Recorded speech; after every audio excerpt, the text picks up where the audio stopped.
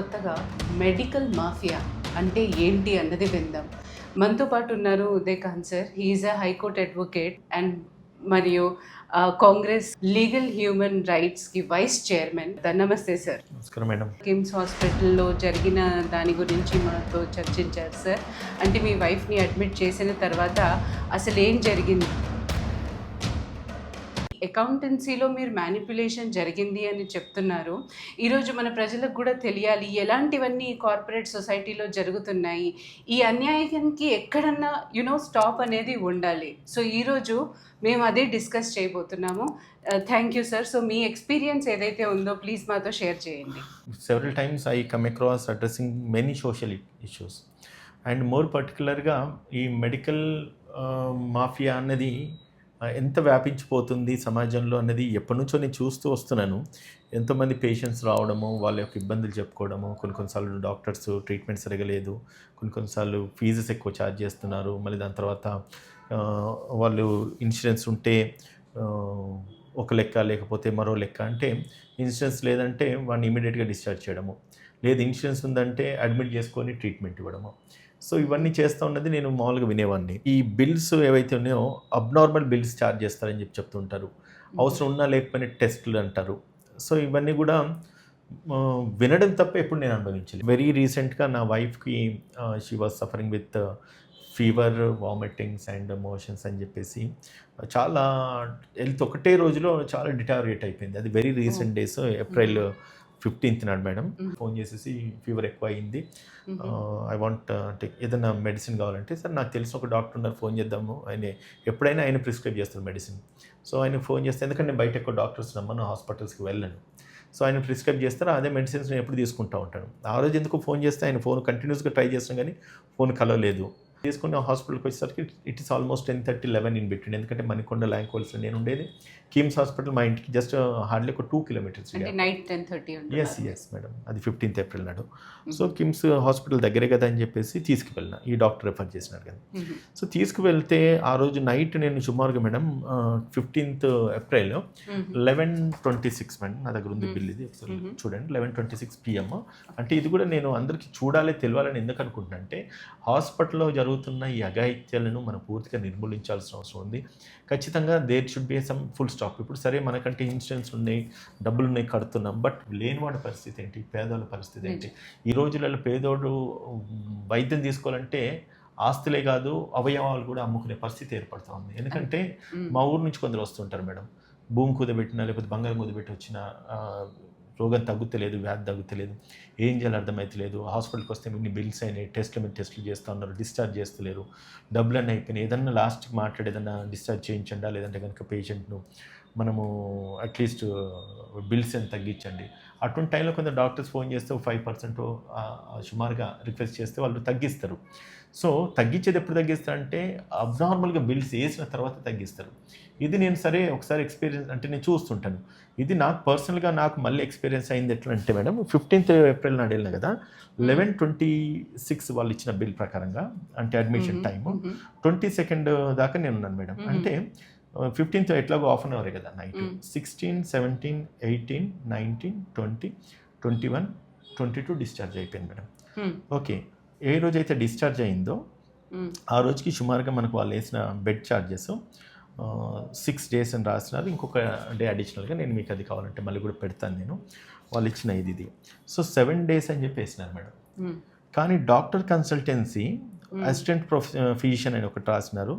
మళ్ళీ దాని తర్వాత రెగ్యులర్గా డాక్టర్ చూసింది రిత్విక్ గోల్ అని చెప్పేసి తన డాక్టర్ని టెస్ట్ చేస్తే ఆ డాక్టర్ చూసింది ఇది 8 days అని వేసిండ్రు. సో నేను ఇది ఫస్ట్ గమనించలేదు. సరే డిశ్చార్జ్ అయిపోయింది కదా, నా వైఫ్ని తీసుకెళ్ళిపోవచ్చు కదా అనుకున్నా. అయితే నాకు ఎట్లా ఆబ్వియస్లీ ఇన్సూరెన్స్ ఉంది. ఇన్సూరెన్స్ టోటల్గా నాకు అయిన బిల్ ఎంత అంటే మేడం, అందులో ఆల్మోస్ట్ 2,77,000 నాకు అయిన bill. So apart from that నన్ను కట్టమంటారు ఏంటి, మీకు అప్రూవల్ రాలేదు కాబట్టి, అంటే కొంత ఇన్సూరెన్స్ నుంచి రాని అమౌంట్ 40,000 ఏదో కట్టండి అన్నారు. సో అప్పటికి నేను 5,000 అడ్వాన్స్ పే చేస్తున్నా. ఐ పేడ్ 25,000, అది వరకు నా 5,000. తర్వాత ఐ డోంట్ మైండ్ దట్, నేను పట్టించుకోలే, కట్టేసిన వచ్చేసిన డిశ్చార్జ్ అయిపోయింది. That was on 22nd night I came out madam. So very unfortunate ఏంటంటే 2 daysలో మళ్ళీ ఆమెకు హెల్త్ బాగా డిటారియేట్ అయిపోతూ ఉన్నది. ఏమైందనేసి అంటే మళ్ళీ ఇదే వామిటింగ్స్, మోషన్స్ మళ్ళీ. కానీ ఫస్ట్ టైం మీరు వెళ్ళినప్పుడు ఆల్రెడీ 6 days అన్నారు కదా, మళ్ళీ అది పెరగటానికి కారణం అడిగారా? ఐ డోంట్ నో, అంటే అది కూడా నాకు సర్ప్రైజింగ్. ఇన్ని డబ్బులు కట్టిన తర్వాత మళ్ళీ ఎందుకు హెల్త్ డిస్టర్బ్ అయ్యింది? ఒకవేళ ఇదే కనుక ఉండుంటే కనుక మళ్ళీ అప్పుడే వాళ్ళు దేవుడు కంటిన్యూడ్ ఇట్ కదా. అండి ఇప్పుడు చూడండి, వాళ్ళు టెస్ట్లు సరిగ్గా చేశారా, డయాగ్నోస్ సరిగ్గా చేశారా, అసలు ఏం జరిగింది అక్కడ, మళ్ళీ ఈ పేషెంట్ ఎందుకు ఇలా సివియారిటీ పెరిగింది అన్న క్వశ్చన్ మీరు అడిగారా డాక్టర్స్ని? లైక్ నో యాక్చువల్లీ నేనేంటంటే I was just trusting the doctor. ఎందుకంటే కిమ్స్ సన్షైన్ హాస్పిటల్ అంటే ఇట్స్ వెరీ రెప్యూటెడ్ హాస్పిటల్, మంచి పేరున్న హాస్పిటల్. సో అక్కడ జరిగింది ఇది, కిమ్స్ సన్షైన్ హాస్పిటల్ గచ్చిబౌలి బ్రాంచ్లో. సో వెళ్ళిన తర్వాత వితిన్ 2 days మళ్ళీ హెల్త్ డిస్టర్బ్ కావడం ఏంటి, ఆయన దానికి ఎందుకు డిశ్చార్జ్ చేసిండ్రు. సరే I called up to the doctor Rithik గౌల మాట్లాడితే ఆయన ఏమన్నాడంటే, సరే you bring her tomorrow for we'll conduct some test అన్నాడు. నేను అన్నాను ఇవాళ రాత్రి కూడా పొజిషన్ బాగాలేదు, షీఈస్ వెరీ సీరియస్ అని అంటే, సరే రాత్రి తీసుకురండి అన్నాడు. అది హార్డ్లీ ఇట్ వాస్ నాకున్న గ్యాప్ వల్ల ఒక 2 days మేడం అందులో. సో 2 days గ్యాప్లో మళ్ళీ 25th నాడు, ఇది చూడండి 22nd April నాడు నేను డిశ్చార్జ్ చేసింది. మళ్ళీ 25th ఇమీడియట్గా మళ్ళీ కిమ్స్ హాస్పిటల్, ఇదే Gachibowli sunshine, KIMS sunshine hospital Gachibowli, మళ్ళీ అక్కడ తీసుకెళ్ళిన తర్వాత 25th నైట్ 10:29 PM. సో ఆ రోజు తీసుకెళ్తే సరే టెస్ట్ చేసి పంపించేసి ట్రీట్మెంట్ ఇస్తారు కదా అనుకుంటే, లిటరలీ ఈ సీ మేడం ఆ రోజు నుంచి మళ్ళీ continuously they were keeping hour hold for almost 5 days. 5 days bed charges అన్నారు, 6 days కన్సల్ట్. 6 days ఎట్లా అయింది నాకు లెక్క అర్థం కాలేదు. ఎందుకంటే 25th అగైన్ నైట్ 10:30కి వెళ్ళాం కదా, 26, 27, 28, 29, 30 నాడు డిశ్చార్జ్ చేసేసినారు. కానీ అక్కడ నాకు అయిన ప్రాబ్లం ఏంటిదంటే, అప్పుడు మేజర్ ప్రాబ్లం అక్కడ నాకు స్టార్ట్ అయింది. ఎప్పుడైతే 30th నాడు డిశ్చార్జ్ చేసినారో, 30th డిశ్చార్జ్ చేసిన తర్వాత దే కుడ్ నాట్, అంటే పేషెంట్ను didn't allow to go. Why అనేసి అడిగితే మీకు ఇన్సూరెన్స్ శాంక్షన్ రాలేదంటాడు. It was quite surprising for me. ఎప్పుడైతే మనం పేషెంట్ని తీసుకెళ్ళి అడ్మిట్ చేస్తామో, అడ్మిట్ చేసిన రోజే ఇన్సూరెన్స్ అప్రూవల్ అయిందా లేదనేది వాళ్ళు నిర్ధారించి చెప్పాలి మనకి. అది నాకు చెప్పలే. సరే దే ఆర్ ట్రయింగ్, ఏదో అప్రూవ్ అయింది, రిజెక్ట్ అయిందో నాకు మెసేజెస్ వస్తున్నాయి. ఇప్పుడు ఒకవేళ ఇన్సూరెన్స్ రిజెక్ట్ అయితే ఎప్పుడు చెప్పాలి madam? When they should inform us? Immediately yes, the moment we admit there, first day no second day no చెప్పాలి. They didn't do that, but they made me to wait for 5 days. After completing entire treatment, మీకు insurance approval కాలేదు, they are not paying, మీరు డబ్బులు కట్టేసి తర్వాత reimbursement పెట్టుకోండి అన్నాడు. It was quite surprising. మీరు చెప్పడం ఏంటంటే, ఒకసారి అడ్మిట్ అయ్యి ఒకసారి బిల్ ఇది చేసిన తర్వాత నెక్స్ట్ టైం వాళ్ళు అడ్మిట్ అవుతే ఇన్సూరెన్స్ రిజెక్ట్ అయ్యే ఛాన్సెస్ ఉంది అని అంటున్నారు. నో ఒక్కసారి సేమ్ ప్రాబ్లం అయింది అనుకోండి మేడం, ఒకసారి వచ్చిన ఇన్సూరెన్స్ మళ్ళీ ఒకసారి ఎందుకు రాదు? ఆబ్వియస్లీ వస్తుంది. కాకపోతే హాస్పిటల్ వాళ్ళు చేసిన తప్ప వల్ల వాళ్ళు చేసిన అప్లోడింగ్ ప్రాపర్గా చేయలేదు. బిల్స్లో కూడా మేడం నిజంగా ఎంత అబ్నార్మల్ బిల్స్ వేసినారంటే, దాని వల్లనే పూర్తిగా వాళ్ళ ఇన్సూరెన్స్ వాళ్ళు సతాయించడం జరిగింది. ఎప్పుడైతే వాళ్ళు టెస్ట్లు కండక్ట్ చేసినారో దాన్ని నేను జస్ట్ వెరిఫైయింగ్, అసలు ఏంటి వీళ్ళు కండక్ట్ చేసిన టెస్ట్లు ఏంటిదని చెప్పేసి వాళ్ళు పెట్టిన యూరియా అని ఒక టెస్ట్ పెట్టి కిమ్స్ హాస్పిటల్లో చూస్తే 600 రూపీస్. ఇదే కనుక మనం విజయ్ డయాగ్నోస్టిక్స్కి వెళ్తే 220 రూపీస్ మాత్రమే. ఓకే, వాళ్ళు చేసిన రిపీటెడ్ టెస్ట్ కూడా మేడం, అదే హాస్పిటల్లో సిపిఆర్ టెస్ట్ ఒకరోజు ఏమో 1900 వేస్తారు, 1910 రూపీస్. ఇంకొక రోజు వచ్చేసరికి 2480 రూపీస్. అంటే same test, same hospital, same doctor conduct చేసిన టెస్ట్కి. అంటే వాట్ దే థింక్ అంటే, మనం పట్టించుకోము, we'll just ignore that and we are not going to question that. First instance నాకు అది జరిగింది, నేను పట్టించుకోలేదు. కానీ సెకండ్ ఇన్స్టాన్స్లో ఎప్పుడైతే నాకు ఇన్సూరెన్స్ రాలేదన్నప్పుడు నేనేం చేసినానంటే, సరే బిల్ నా చేతుల నుంచి కట్టాల్సి వస్తుంది కదా, ఐ వాజ్ జస్ట్ అంటే కొంచెం I was just curious to know అసలు ఏం జరిగింది. అసలు నిజంగా చూస్తే ఐ వాజ్ క్వైట్ సర్ప్రైజ్, అసలు ఏంటిది, అసలు ఏం హాస్పిటల్లో జరుగుతుంది ఏంటన్నది. ఒక్కొక్క టెస్ట్ మేడం, వీళ్ళు చెప్పుకున్న ఒక HCV అని టెస్ట్ పెడితే 4110 రూపీస్. బయటికి వెళ్ళి చూస్తే విజయ్ డయాగ్నోస్టిక్స్ చూస్తే 600 రూపీస్ మాత్రమే. వన్ బై వన్ నేను చూసుకుంటూ పోయినా. అసలు అనవసరమైన టెస్ట్లు మేడం, అవసరం లేని టెస్ట్లు కూడా వాళ్ళు కండక్ట్ చేసింది మేడం. ఇదంతా కూడా టోటల్గా నాకు వచ్చిన డిఫరెన్స్. నేను ఫస్ట్ ఏదైతే బిల్ కట్టున్నానో, ఫస్ట్ బిల్లోనే నాకు వచ్చిన డిఫరెన్స్ వచ్చి 42,974 ఎంటైర్ టెస్ట్ల మీద నాకు వచ్చిన డిఫరెన్స్. ఏది విజయ్ డయాగ్నోస్టిక్స్కును కిమ్స్ హాస్పిటల్కి టోటల్ డిఫరెన్స్ 42,974. ఇది రికార్డెడ్గా నేను తీసిన డాక్యుమెంటు కంపేర్ చేసింది. ఇది విజయ్ డయాగ్నోస్టిక్స్ నేను చెప్పేది కాదు మేడం, మనం వాళ్ళ వెబ్సైట్లోకి వెళ్తూ ఉంటుంది. అండ్ సేమ్ టైం ఈ డాక్టర్స్ నాకు ఏమేమి టెస్ట్ రాస్తున్నారు, ఎట్లా అడ్మిట్ చేస్తున్నారు అనేది కూడా పూర్తి డాక్యుమెంట్ ఇది. ఒకసారి చూడొచ్చు. ఇది నేనేమంటున్నానంటే ఇది నాకైన సమస్య కాదు, ప్రతి ఒక్కరికి ఇదే సమస్య అవుతుంది. అండ్ ఈ సమస్యకు ఖచ్చితంగా ఒక పరిష్కారం కావాలి. ఇంకొకసారి వీళ్ళు ఇటువంటి కార్పొరేట్ సంస్థలు ఇటువంటి మోసాలకు తావు తీయద్దనేది నా క్లియర్ ఇంటెన్షన్. నేను ఈరోజు ఈ ఇష్యూని, ఈ వీడియోను ప్రజల్లోకి పెట్టడానికి గల కారణం ఏంటంటే మెడికల్ మాఫియా అనేది రాష్ట్ర వ్యాప్తంగా, దేశవ్యాప్తంగా వ్యాపించిపోతూ ఉన్నది. పేదోడికి మాత్రం వైద్యం అందడానికి ఈరోజు చాలా కష్టమవుతూ ఉన్నది. డబ్బు ఉన్నోడికి ఒక లెక్క ఉంటుంది, డబ్బు లేనోడికి ఒక లెక్క ఉంటుంది. ఇన్సూరెన్స్ ఉంటే ఒక లెక్క ఉంటుంది, ఇన్సూరెన్స్ లేకపోతే ఒక ఉంటుంది. ఇది కిమ్స్ హాస్పిటల్ యొక్క వైఖరి. సో దీంట్లో నాకు మేజర్గా ఎప్పుడైతే ఈ ప్రాబ్లం ఎదురైందో, నేను ఎప్పుడైతే క్వశ్చన్ చేసేసరికి నాకు వాళ్ళకి ఆర్గ్యుమెంట్ పెరిగిన తర్వాత నేను అన్నాను, I'm not going to pay any amount. If it all you get any insurance, balance ఏమైనా ఉంటే నేను కడతా, లేకపోతే అది కూడా నేను కట్టని చెప్పిన. ఇన్సూరెన్స్ రాలేదు మేడం. నా భార్యను వాళ్ళు డిశ్చార్జ్ చేసింది ఏప్రిల్ 30 నాడు, 30 మధ్యాహ్నం నాడు డిశ్చార్జ్ చేస్తే మే డే ఫస్ట్ హాలిడే అది. ఆ రోజు డాక్టర్స్ రాలేదు.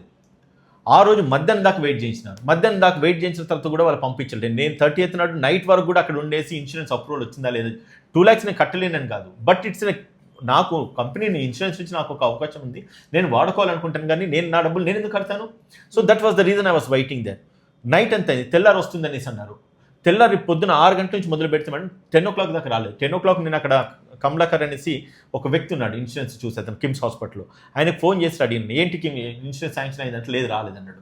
మరి నిన్న డిశ్చార్జ్ అయిన పేషెంట్ ఇప్పటిదాకా డిశ్చార్జ్ చేయాలి. అన్ఫార్చునేట్ సిచ్యువేషన్ ఒకటి చెప్తాను మేడం.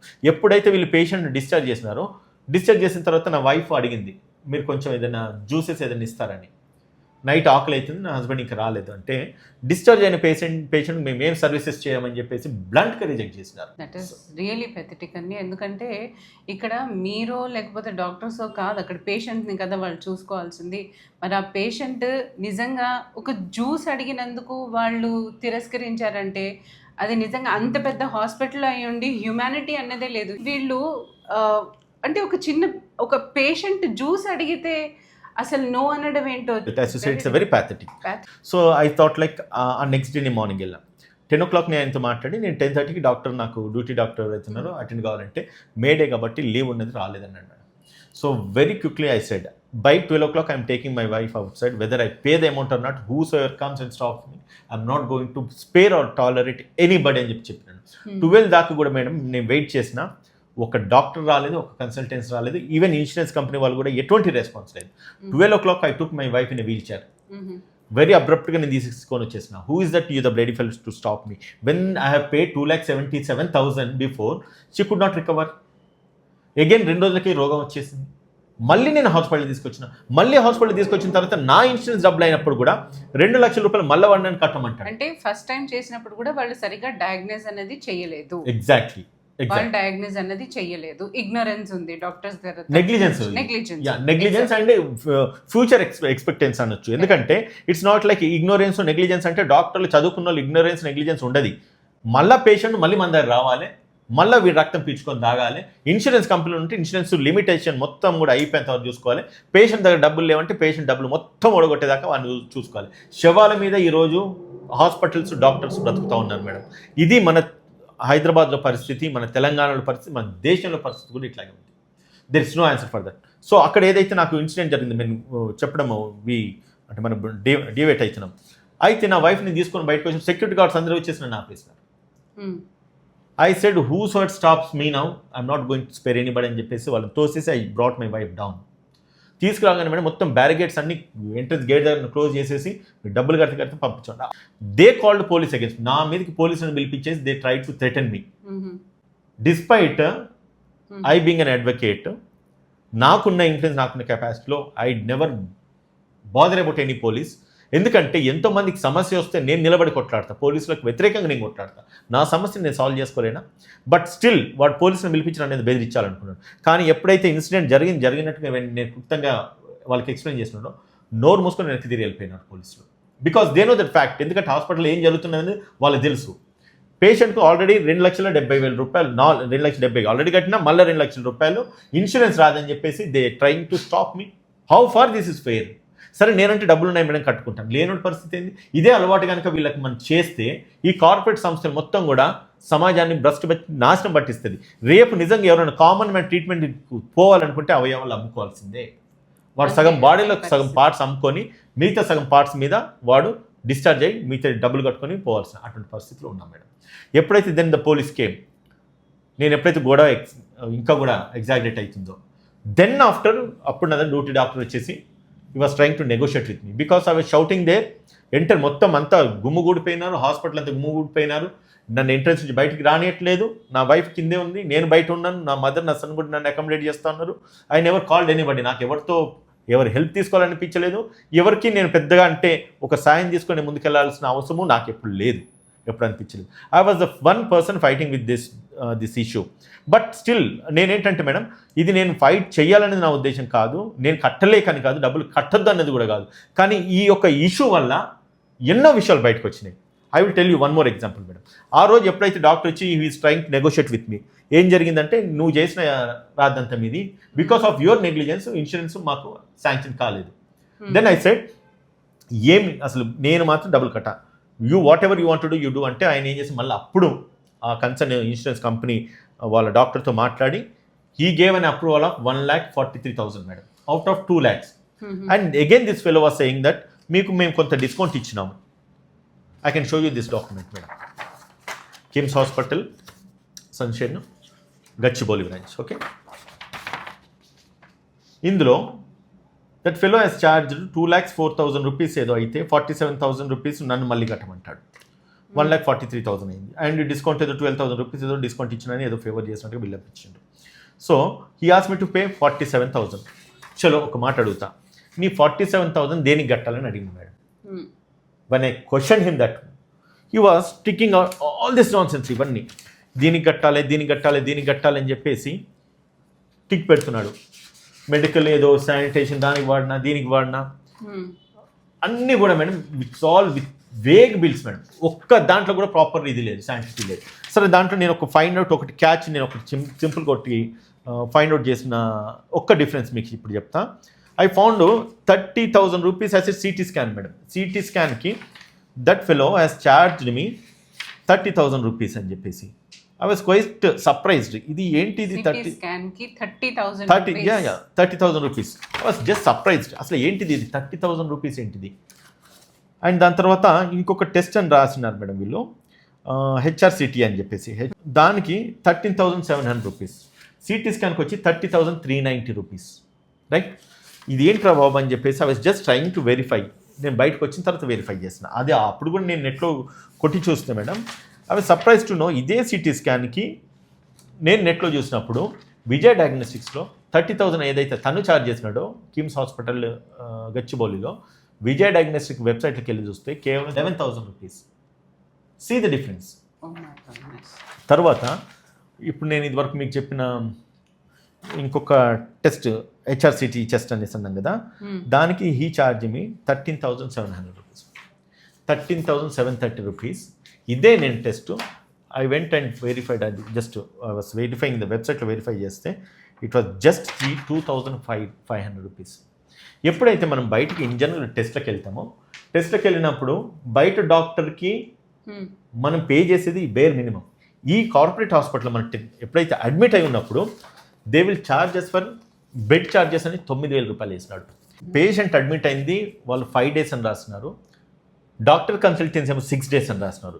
దీనివల్ల వాళ్ళు ఏదైతే నేను లెక్కలు అప్పచెప్పమని అన్నానో దానికి పూర్తిగా, అంటే వాళ్ళు చెప్పలేని పరిస్థితుల్లో లాస్ట్కి ఏమంటారంటే మీరేం కట్టక్కర్లేదు సార్, వెళ్ళిపోండి అని చెప్పి అంటున్నారు. అంటే ఎప్పుడైతే మనం వాడిని పట్టుకున్నామో, when we question him, when I point out him about his mistakes with all documentary evidences, then he realized that I'm not going to leave him.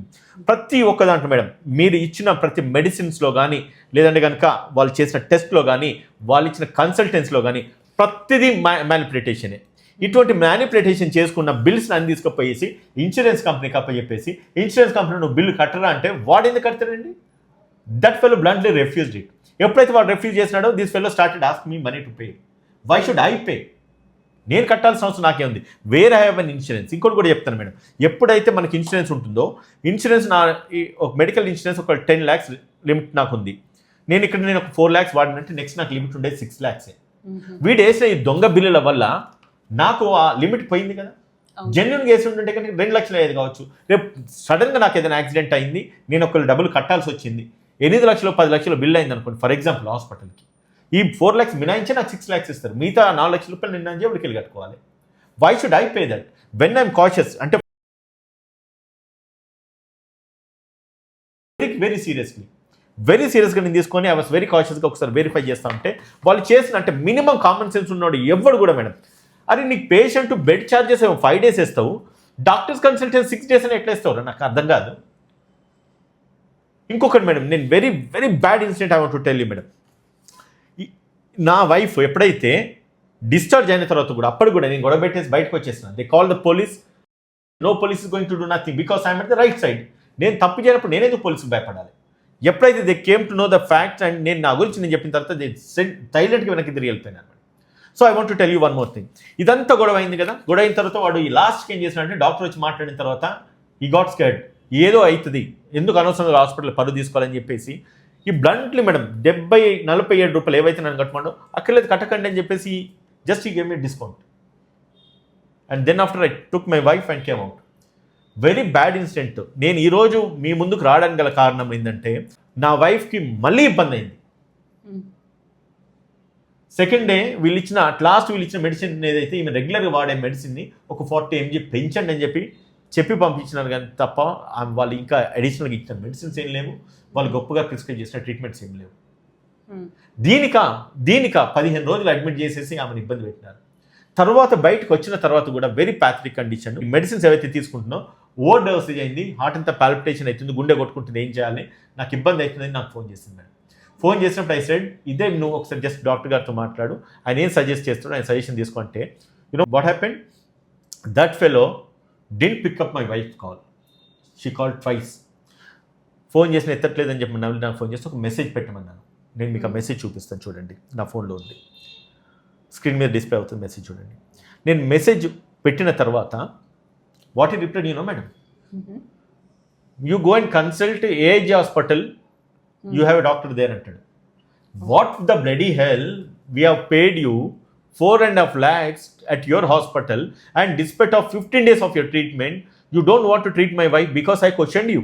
నేను ప్రశ్నించినందుకు నువ్వు నా వైఫ్ నిన్ను ట్రీట్మెంట్ ఇవ్వనని చెప్పింది, మళ్ళీ ఇంకొక హాస్పిటల్ వెళ్ళమని చెప్పింది. అంటే ఇక్కడ వీడు దోచుకున్నది సరిపోయింది, ఇంకో హాస్పిటల్ వెళ్తే ఆ రెఫరెన్స్తో ఇంకోటి దోచుకోవాలి. అంటే ఈ డాక్టర్లు కూడా ఎట్లయితుందంటే మేడం, మనము ఒక డాక్టర్ని నమ్మిపోతే తన బ్రోకరేజ్ హాస్పిటల్కు వాళ్ళకి ఇచ్చే డాక్టర్కి టార్గెట్ ఇస్తాను మేడం. టార్గెట్ల మీద వాళ్ళకు కావాల్సిన కమిషన్స్, మళ్ళీ వాళ్ళకు హాస్పిటల్ కావాల్సిన టార్గెట్స్ కూడా ఫుల్ఫిల్ కావాలి. This is how the medical mafia is running madam. This is the only reason Ritwik గోల్ అని చెప్తున్నా. నువ్వు ఎప్పుడైతే నా వైఫ్ మెసేజ్కు నువ్వు బ్లంట్గా రిప్లై చేసి నువ్వు ట్రీట్మెంట్ ఇయ్యను ఇంకో డాక్టర్ దగ్గర పో అని చెప్పాను, ఖచ్చితంగా నేను ఇది జ్యుడిషియల్గా నేను ఎక్స్క్లేట్ చేస్తా, ఖచ్చితంగా నేను కన్సూమర్ కోర్ట్స్కి వెళ్తా అండ్ స్టేట్ మెడికల్ కౌన్సిల్ కానీ నేషనల్ మెడికల్ కౌన్సిల్ కూడా నేను 100% రిపోర్ట్ చేస్తున్నాను. ఎందుకంటే మేడం ఇది ఈరోజు నా డబ్బులు నేను కడతా, లేకపోతే నాకు ఇన్సూరెన్స్ ఉంది ఇన్సూరెన్స్ కంపెనీ కడుతుంది, లేనోడి పరిస్థితి ఏంటిది? ఈ రోజులలో డాక్టర్స్ చూస్తే రక్తాలు పీల్చుకొని తాగుతున్నారు, టెర్రరిస్ట్ల కంటే కూడా దారుణంగా ఈరోజు డాక్టర్స్ ఉన్నారు. ఇటువంటి సిచ్యువేషన్లో ఈరోజు మన మెడికల్ మాఫియా రన్ అవుతుంది. ఇదంతా నేను ఎందుకు చెప్తున్నాను, ఎవరికి ఎటువంటి సమస్య ఎదురైనా ఇక ముందు కింద నా నంబర్ డిస్ప్లే అవుతుంది, నాకు ఫోన్ చేయండి. ఏ అర్ధరాత్రి అయినా కూడా నా నంబర్ అవైలబుల్ ఉంటుంది. ఇటువంటి దొంగ డాక్టర్లను ఎవరున్నా కూడా బయటకు గుంజేసి నేను చెప్తున్నాను, వాళ్ళ తాట తీస్తాను, జ్యుడిషియల్గా వాళ్ళతో కొట్లాడుతాను, న్యాయంగా పోరాటం చేద్దాం. ఇటువంటి డాక్టర్లను ఒక 10 మందిని నిలదీసేసి మనం బయటకి ఇడిస్తే తప్ప ఈ మెడికల్ మాఫియా అనేది పూర్తిగా కొలాప్స్ కాదు, ఇది ఆగదు. ప్రాణాలతో ఈరోజు చిలగడమాడుతున్నాం, ప్రాణాలతో బిజినెస్ చేస్తున్నాం, వాళ్ళని నమ్మి మనం పోతున్నాము. డాక్టర్లు దేవుళ్ళు అని చెప్పి మనం నమ్మిపోతే వాళ్ళు ఇచ్చే ట్రీట్మెంట్స్ ఇదా మేడం. నేను ఏది కూడా బ్లంట్గా చెప్పట్లేదు, విత్ ఆల్ డాక్యుమెంటరీ ఎవిడెన్స్తో నేను మాట్లాడుతున్నాను, విత్ ఆల్ డాక్యుమెంటరీ ప్రూఫ్స్తో నేను మాట్లాడుతున్నాను. ప్రతి డాక్యుమెంట్ నేను చెప్తున్నాను కదా, ప్రతి డాక్యుమెంట్ కూడా నేను స్క్రీన్ మీద డిస్ప్లే చేస్తాను, పిన్ టు పిన్ డిస్ప్లే చేస్తాను, మీరు అన్ని చూసుకొని వెరిఫై చేసి. అదే రోజు నాకు హాస్పిటల్లో జరిగిన బెటర్ ఎక్స్పీరియన్స్ కూడా మేడం, పోలీసులను తీసుకొచ్చి బెదిరిస్తారా? నీకు నిజంగా తప్పు నువ్వు చేయలేదన్నప్పుడు నీకు పోలీసు అవసరమే ఉన్నది, నువ్వు మాట్లాడిన నొప్పించాల్సింది, లేదంటే నాతో ఒక అండర్టేకింగ్ రాయించుకొని నువ్వు నన్ను పంపించాల్సింది. నేను ఒక అడ్వకేట్ని, ఒక రెప్యూటెడ్ పర్సన్ నేను సొసైటీలో. So this is how the medical system is functioning. So నా ఒక అప్పీల్ నా ప్రజలకు ఎవరైతే వీడియో చూస్తున్నారు వాళ్ళందరూ కూడా కింద నెంబర్ డిస్ప్లే అవుతుంది, మీరు నాకు ఫోన్ చేయండి. ఇటువంటి ఏమున్నా కూడా నేను 100% మీ పట్ల నిలబడి నేను న్యాయబద్ధంగానే చట్టపరంగానే నేను కొట్లాడుతని చెప్పేసి మాటిస్తున్నాను మేడం. తప్పకుండా సార్. ఐ థింక్ మన ప్రజలకి పాటికి అర్థమైపోయి ఉంటుంది ఎలాంటి దారుణాలు జరుగుతున్నాయో, ఎస్పెషల్లీ బిల్ మ్యానిపులేషన్ అన్నది. అండ్ దాని నుంచి మనం డెఫినెట్లీ మనం కాపాడుకోవాలి.